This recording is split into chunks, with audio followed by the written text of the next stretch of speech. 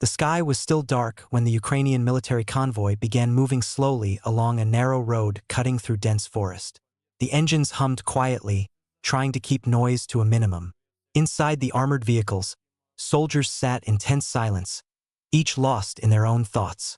They knew the mission carried significant risk, transporting critical supplies and personnel to an increasingly volatile front line.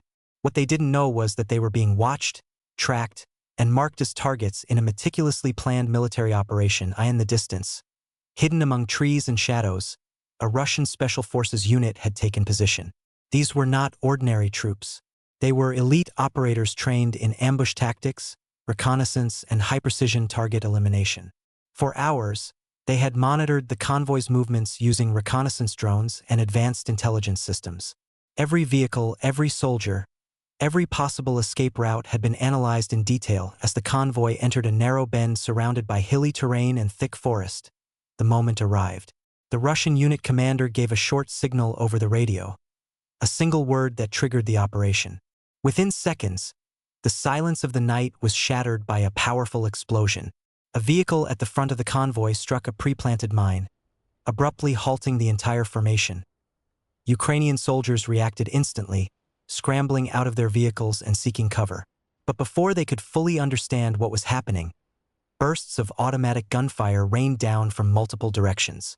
The Russian forces had positioned themselves perfectly, creating a deadly kill zone.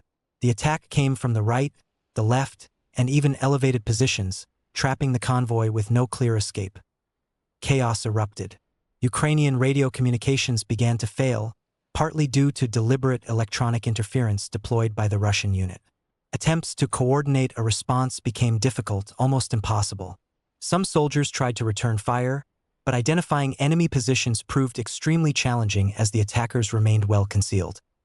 Meanwhile, the Russian Special Forces moved swiftly and methodically. This was not a reckless assault, but a carefully executed plan. Sniper teams targeted radio operators and field commanders, crippling the convoy's ability to coordinate. Other units advanced forward, using the confusion to close in and ensure there were no escape routes left open. Within minutes, the situation shifted dramatically. Vehicles that once moved in formation were now immobilized, some engulfed in flames from the initial blast. The sound of grenades and small arms fire echoed through the trees. Thick smoke began to fill the area, further reducing visibility and adding to the confusion. Amid the chaos, some Ukrainian soldiers attempted to hold their ground. They took cover behind damaged vehicles, trying to establish defensive positions. Others worked to drag wounded comrades to relative safety. The instinct to survive drove them to keep fighting, even as the odds turned against them. The Russian forces, however, maintained relentless pressure. They combined shock tactics with high mobility to sustain the momentum of the attack.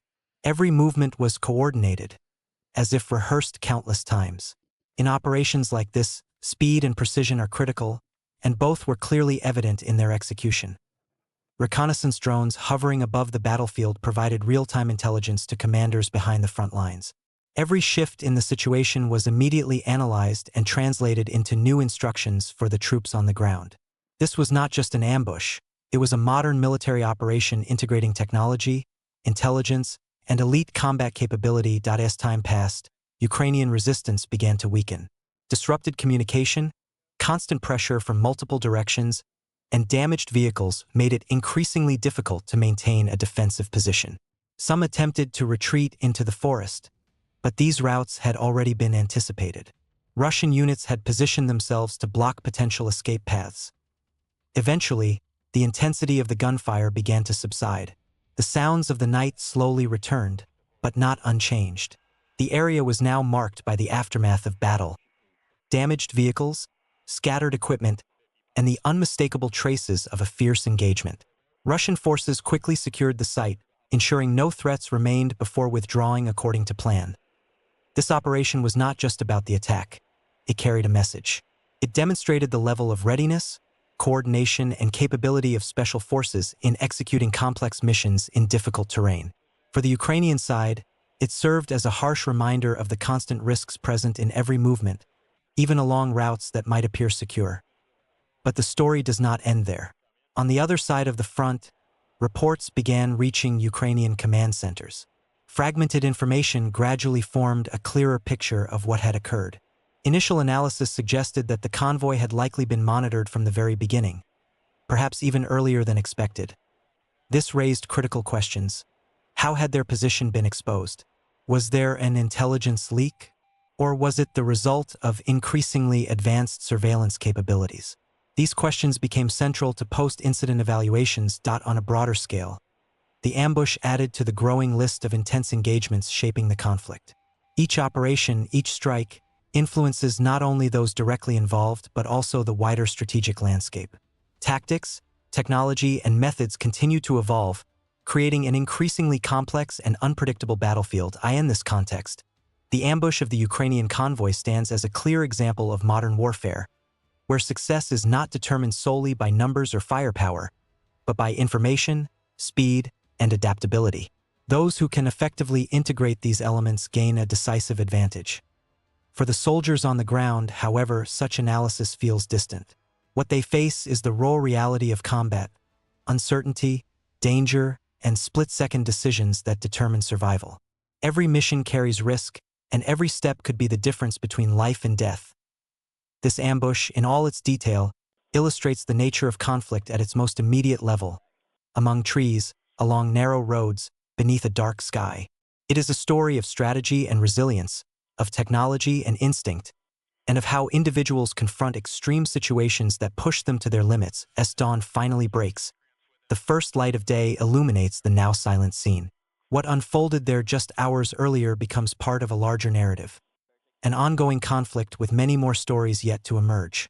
As the morning light continued to spread across the scarred landscape, the full extent of the ambush became more visible. What had been hidden under darkness was now exposed in stark detail: burned-out vehicles, shattered glass reflecting the rising sun, and deep tracks carved into the dirt from sudden maneuvers and halted momentum. The forest, once a place of concealment, now stood as a silent witness to the intensity of the clash that had unfolded just hours before. For those analyzing the incident from afar, this was more than a tactical engagement. It was a case study in modern battlefield dynamics. The operation revealed how layered coordination, surveillance, and timing could converge into a single decisive moment. Every phase of the ambush appeared synchronized, from the initial halt of the convoy to the containment of movement and the systematic pressure applied throughout the encounter. It suggested not only preparation, but a deep understanding of terrain, timing, and behavioral patterns. Back at command centers, teams worked relentlessly to reconstruct the sequence of events. Satellite imagery, intercepted communications, and drone footage were reviewed frame by frame. Each detail, no matter how small, carried potential insight. Analysts focused on identifying how the convoy had been tracked so precisely.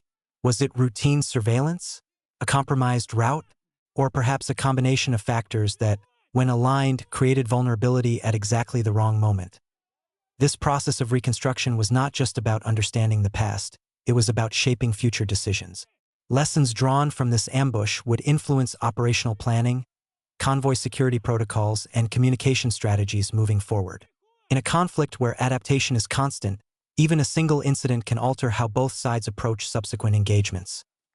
Meanwhile, for the personnel who had survived, the experience would not fade easily. The memory of sudden explosions, disorienting noise, and the urgency of reaction would remain etched in their minds. Such moments redefine perception, turning routine movement into potential risk and reinforcing the unpredictable nature of their environment. Recovery, both physical and mental, becomes part of the aftermath that is rarely seen but deeply felt on a broader level. The ambush also highlighted the growing role of technology in shaping outcomes. The integration of drones, signal disruption, and real-time coordination points to a battlefield where information dominance can be just as critical as physical presence. The ability to see without being seen, to disrupt without direct confrontation, and to act with precision based on live data, all of these elements represent a shift in how operations are conducted. Yet, despite these advancements, one factor remains unchanged: uncertainty. No matter how advanced the planning or technology, the human element introduces variables that cannot be fully controlled. Decisions made under pressure, reactions to unexpected developments, and the sheer unpredictability of combat conditions all ensure that no operation unfolds exactly as anticipated.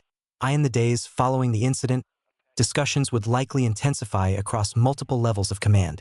Questions of route security, intelligence gathering, and countermeasures would take center stage.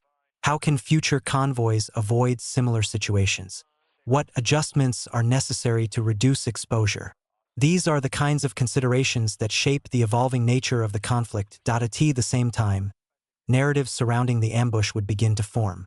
Different perspectives, interpretations, and reports would circulate, each adding layers to the overall understanding of what occurred. In modern conflicts, information itself becomes part of the battlefield, shaping perception, influencing morale, and contributing to the broader strategic environment. For observers around the world, incidents like this serve as reminders of how rapidly situations can change. What begins as a routine movement can escalate into a high-intensity encounter within moments.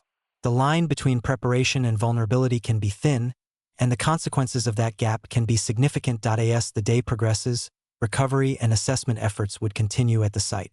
Equipment may be retrieved, positions documented, and the area eventually cleared. Over time, physical traces of the ambush may fade, but its impact, both immediate and long-term, will persist in planning rooms, training scenarios, and the collective awareness of those involved. Looking ahead, the implications of such operations extend beyond a single engagement. They contribute